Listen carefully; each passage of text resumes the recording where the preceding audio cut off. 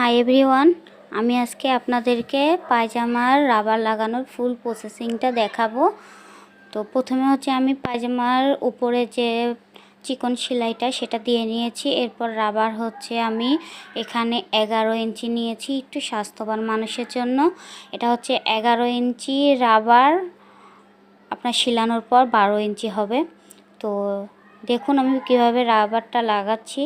রাবারটা প্রথমে জয়েন করার পর এভাবে কাপড় রেখে তারপর হচ্ছে আমি কাপড়ের ভিতরে রাবারটা দিয়ে এরপর উপরে কাপড় দিয়ে একটা চাপ সেলাই দিয়ে দিচ্ছি। খেয়াল রাখবেন এখানে যেন আপনার রাবারের উপর সেলাই না হয়।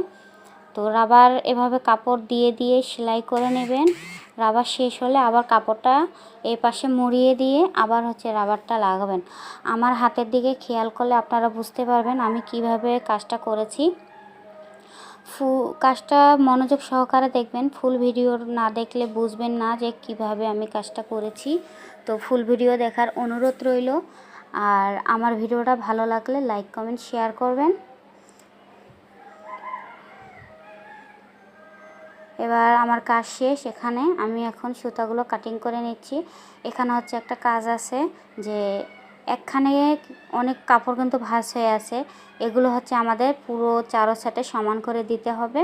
কোনো সেটে কম বেশি দেওয়া যাবে না। এখানে সব কাপড় চারপাশেই মানে গোল করে আপনার ভাঁজগুলো দিতে হবে যাতে কোনো দিকে কাপড় বেশি না থাকে।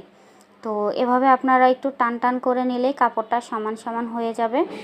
তো আমি এখন উপরে চাপ সেলাই দিয়ে নিচ্ছি।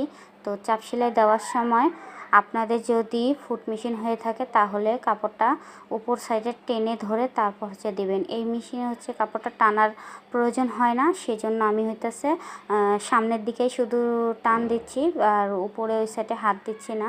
তো আপনারা আপনাদের যার যেরকম মেশিন সেই অনুযায়ী কাজটা করবেন। এরপর হচ্ছে আমি আরেকটা সেলাই দিয়ে নিচ্ছি।